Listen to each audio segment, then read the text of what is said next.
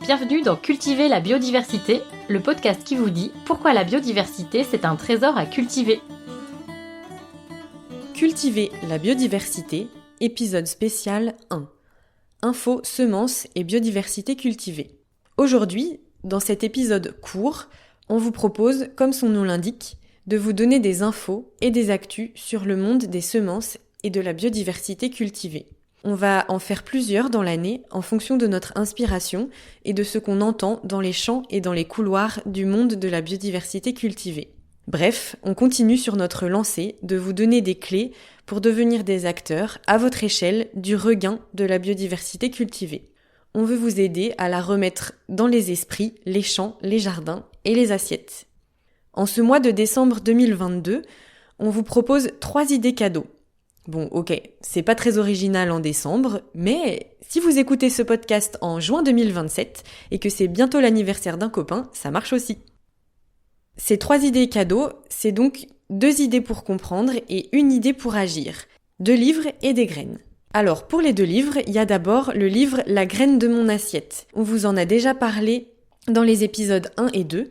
C'est un livre qui a été coécrit par une chercheuse de Rennes qui s'appelle Véronique Chable et puis Gauthier Chapelle. Vous savez, celui qui a écrit le livre Comment tout peut s'effondrer avec Pablo Servigne. Donc la graine de mon assiette retrace l'histoire des semences qui est très liée à celle de l'agriculture depuis la domestication des plantes. Il donne des exemples concrets d'acteurs qui agissent pour faire vivre la biodiversité cultivée, un peu comme on le fait dans le podcast avec les rencontres. Et d'ailleurs, Véronique Chable, c'est la chercheuse qui nous a formés Estelle et moi. Donc la boucle est bouclée. Ce qu'on vous raconte, c'est un petit peu ce qu'il y a dans ce livre, mais expliqué différemment.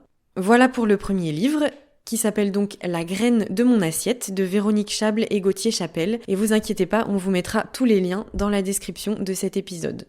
Ensuite, pour ceux qui préfèrent les images, on vous transmet une idée de BD. Elle s'appelle Semences sous influence de Renaud de Haine et elle se focalise plutôt sur la privatisation du vivant et sur l'importance d'une autre voie, celle de faire vivre la biodiversité cultivée. Il y a aussi des exemples concrets de paysans qui cultivent des blés populations et aussi conservent des variétés potagères. Dans ce livre, il y a aussi un gros aspect réglementaire parce qu'on suit le procès de Cocopelli et d'autres batailles juridiques sur la biodiversité cultivée. C'est une BD toute jeune, elle est sortie en 2022 et c'est peut-être un peu plus facile à lire que La graine de mon assiette. Donc pour rappel, ça s'appelle Semences avec un S, sous influence avec un S aussi, une BD de Renaud de Haine. Et pour agir concrètement, on vous propose de semer la biodiversité dans votre jardin ou d'aider vos proches à faire pareil avec Graines de Liberté à Douar Franquise. C'est un tout jeune établissement semencier breton qui commercialise des variétés population et qui porte un beau projet d'économie sociale et solidaire. Et pour Noël, il et elle proposent d'offrir des graines comme un acte de générosité entre vivants. Sur leur site, vous pourrez trouver des assortiments de graines, par exemple pour aider un copain ou une copine à fleurir son balcon, faire son premier potager ou à semer des plantes mellifères qui soutiennent les abeilles. On a interviewé il y a peu de temps une personne de Graines de Liberté, donc selon quand vous écouterez cet épisode, vous pourrez aller aussi écouter leur présentation. Donc offrez des graines à vos proches, à votre famille, à vos amis, pour les sensibiliser de façon sympa et concrète. Toutes les graines qui sont vendues par Graines de Liberté sont 100% reproductibles, ce qui veut dire que vous pourrez replanter les graines issues des plantes que vous aurez fait pousser à partir des graines de Douar Franquise, et vous pourrez même faire une sélection dedans. Voilà, on a fini pour nos 3 idées cadeaux. Alors il a fallu choisir parce que évidemment il y a aussi beaucoup d'autres livres, beaucoup d'autres choses qu'on pourrait offrir autour de la biodiversité cultivée.